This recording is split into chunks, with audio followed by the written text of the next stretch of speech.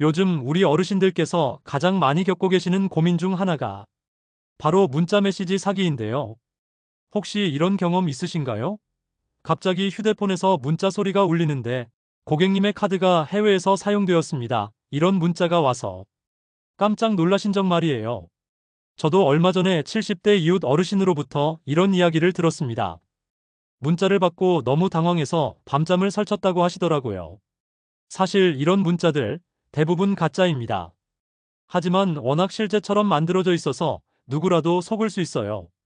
특히 우리 어르신들은 이런 디지털 기술에 익숙하지 않으시니까 더욱 조심하셔야 합니다. 오늘 이 시간에는 이런 사기 문자들을 어떻게 구별하고 어떻게 대처해야 하는지 자세하게 말씀드리겠습니다. 끝까지 들어보시면 분명히 도움이 되실 거예요. 먼저 실제로 일어난 이야기 하나 들려드릴게요. 지난달에 서울에 사시는 김모 할머니께서 이런 일을 겪으셨습니다. 오후 2시쯤 휴대폰으로 문자가 왔는데요. 할머니, 저 민수예요.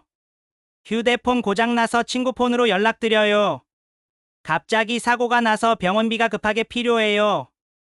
200만 원만 이 계좌로 보내주세요. 라는 내용이었습니다. 할머니는 깜짝 놀라셨죠. 손자 민수가 사고를 당했다니 가슴이 덜컥 내려앉으셨다고 해요. 바로 은행에 가서 돈을 보내려고 하셨는데 다행히 은행 직원분이 혹시 직접 전화해 보셨어요? 라고 물어보셨대요. 그래서 실제 손자에게 전화를 걸어보니 멀쩡하게 회사에서 일하고 있었다는 거예요. 이렇게 가족을 사칭하는 사기가 요즘 정말 많아졌어요. 사기꾼들이 엄마, 아빠, 할머니 이런 식으로 친근하게 부르면서 긴급한 상황을 만들어내는 거죠. 그러면 우리는 가족이 위험하다는 생각에 판단력이 흐려지게 됩니다. 또 다른 사례도 말씀드릴게요. 부산에 사시는 박모 할아버지는 이런 문자를 받으셨어요. 국민은행에서 알려드립니다. 고객님의 계좌에서 의심스러운 거래가 감지되어 보안 확인이 필요합니다. 아래 링크를 눌러서 본인 인증을 완료해주세요. 24시간 내에 인증하지 않으면 계좌가 정지됩니다. 할아버지는 평소에 국민은행을 이용하고 계셨거든요.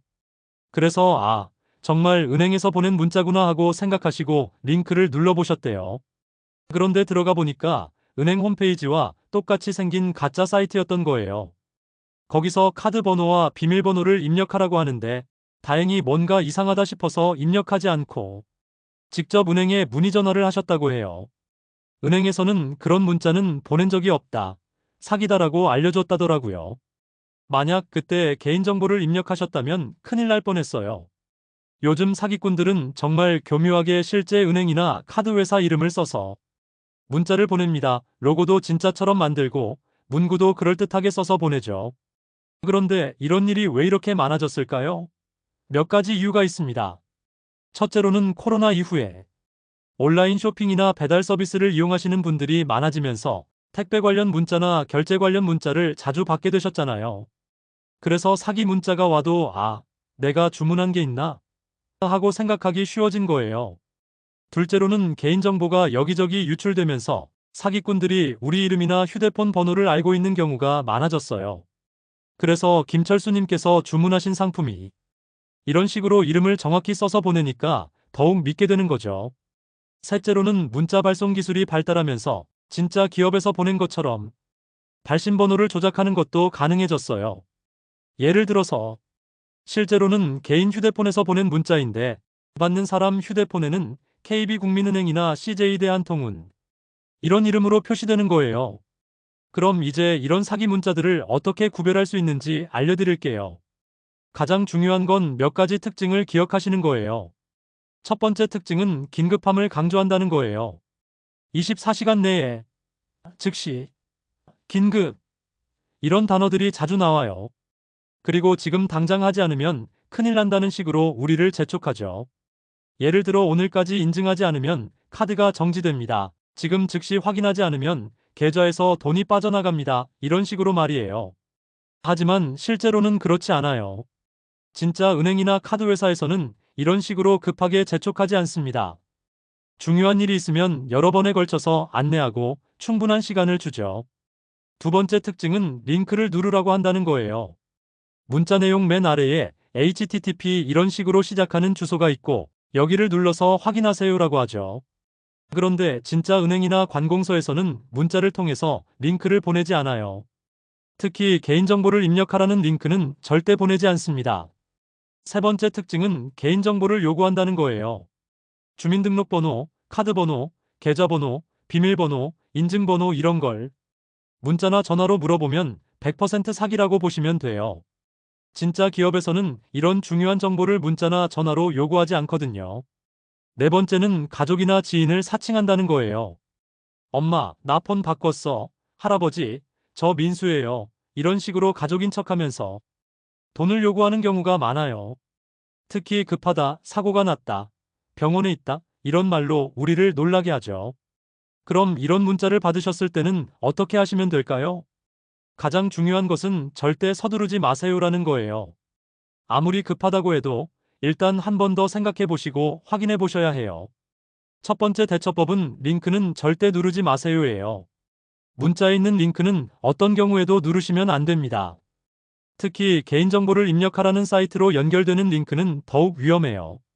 두 번째는 직접 확인 전화를 하세요예요. 은행에서 왔다는 문자면 실제 은행 고객센터에 전화해서 확인해 보시고, 가족이라는 문자면 그 가족의 실제 휴대폰으로 전화해 보세요. 문자에 나와 있는 번호로는 절대 전화하지 마시고요. 세 번째는 주변 사람과 상의하세요예요. 혼자서 판단하기 어려우시면 자녀분들이나 신뢰할 만한 지인에게 문자 내용을 보여주시고 의견을 물어보세요. 가끔 당황하면 혼자서는 판단이 어려울 수 있거든요. 네 번째는 앱 설치는 절대 하지 마세요예요. 보안 앱을 설치하세요. 인증 앱을 다운받으세요. 이런 요구가 나오면 100% 사기입니다.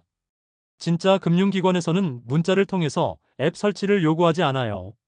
다섯 번째는 개인정보는 절대 알려주지 마세요예요. 전화가 와서 본인 확인을 위해 카드 번호를 말씀해 주세요. 인증번호를 알려주세요. 이런 요구를 하면 바로 끊으시면 됩니다. 그리고 한 가지 더 알아두실 점은 요즘에는 보이스피싱이라고 해서 사기꾼이 직접 전화를 걸어오는 경우도 많아요. 검찰청입니다. 금융감독원입니다. 경찰서입니다. 이런 식으로 공공기관을 사칭하면서 전화를 걸어와서 당신 계좌가 사기에 연루되었다, 돈을 안전한 곳으로 옮겨야 한다, 이런 말을 하죠. 이럴 때도 마찬가지예요. 아무리 그럴듯하게 말해도 일단 전화를 끊으시고 실제 해당 기관에 직접 문의 전화를 하셔서 확인해 보세요. 진짜라면 다시 연락이 올 거고 가짜라면 더 이상 연락이 안 올 거예요. 또 하나 중요한 팁을 드리자면 휴대폰에서 스팸 차단 기능을 켜두시는 것도 도움이 돼요. 요즘 스마트폰에는 대부분 이런 기능이 있거든요. 설정하는 방법을 모르시겠으면 자녀분들이나 휴대폰 매장에서 도움을 받으실 수 있어요. 그리고 만약에 실수로 사기 문자의 링크를 누르셨거나 개인정보를 입력하셨다면 어떻게 하시면 될까요? 일단 너무 당황하지 마시고 바로 해당 은행이나 카드 회사에 전화해서 사기 사이트에 개인정보를 입력했다고 신고하세요. 그러면 카드를 바로 정지시켜주고 다른 필요한 조치들을 안내해 줄 거예요. 그리고 112나 182 금융감독원 신고센터에도 신고하시면 도움을 받을 수 있어요. 시간이 중요하니까 최대한 빨리 신고하시는 게 좋아요. 그래야 피해를 최소화할 수 있거든요. 마지막으로 가족들과도 이런 이야기를 미리 나누어 두세요. 특히 자녀분들에게 만약에 급한 일이 생기면 평소에 쓰던 번호로 직접 전화한다는 약속을 해두시면 좋아요. 그러면 나중에 가족 사칭 사기를 당할 위험이 줄어들겠죠. 오늘 말씀드린 내용을 정리해드리겠습니다. 문자 사기의 특징은 긴급함을 강조하고 링크를 누르라고 하고 개인정보를 요구하고 가족을 사칭한다는 거예요. 이런 문자를 받으시면 절대 서두르지 마시고 링크는 누르지 마시고 직접 확인 전화를 하시고 주변 사람과 상의하세요. 무엇보다 중요한 건 의심해보는 습관을 기르시는 거예요. 이 문자가 진짜일까? 너무 급하게 재촉하는 게 아닌가? 개인정보를 요구하는 게 이상하지 않나? 이런 생각을 해보시는 거죠. 우리 어르신들은 평생 성실하고 정직하게 사셔서 다른 사람들도 그럴 거라고 생각하시는 경우가 많아요. 하지만 안타깝게도 이런 마음을 이용해서 나쁜 일을 하는 사람들이 있다는 것도 사실이에요. 그러니까 너무 의심하지 말라는 게 아니라 적당한 경계심을 갖고 계시는 게 필요해요. 그리고 혹시 사기를 당하셨더라도 너무 자책하지 마세요. 요즘 사기 수법이 워낙 교묘해져서 젊은 사람들도 많이 당하고 있거든요. 중요한 건 빨리 신고해서 피해를 줄이는 거예요. 마지막으로 한 가지 더 당부드리고 싶은 말씀이 있어요. 오늘 들으신 이 내용을 주변 분들과도 꼭 나누어 주세요. 같은 연배의 친구분들이나 이웃분들과 이런 이야기를 나누시면서 서로 조심하자고 말씀해 주시면 좋겠어요. 혼자서는 놓칠 수 있는 것들도 여러 명이 함께 주의하면 더 안전하게 지킬 수 있거든요. 그리고 자녀분들과도 이런 대화를 나누세요. 요즘 이런 사기 문자가 많다던데 하면서 자연스럽게 이야기를 꺼내보시면 자녀분들이 더 자세한 정보를 알려주실 수도 있어요. 건강도 중요하지만 우리가 평생 모은 소중한 재산을 지키는 것도 정말 중요해요. 오늘 말씀드린 내용들을 잘 기억하셔서 안전한 노후 생활 보내시길 바랍니다. 혹시 궁금한 점이 있으시거나 실제로 의심스러운 문자를 받으셨을 때는 언제든지 가족이나 신뢰할 만한 분들과 상의하세요. 그리고 확실하지 않으면 해당 기관에 직접 전화해서 확인하는 것이 가장 안전한 방법이라는 점 꼭 기억해 주세요.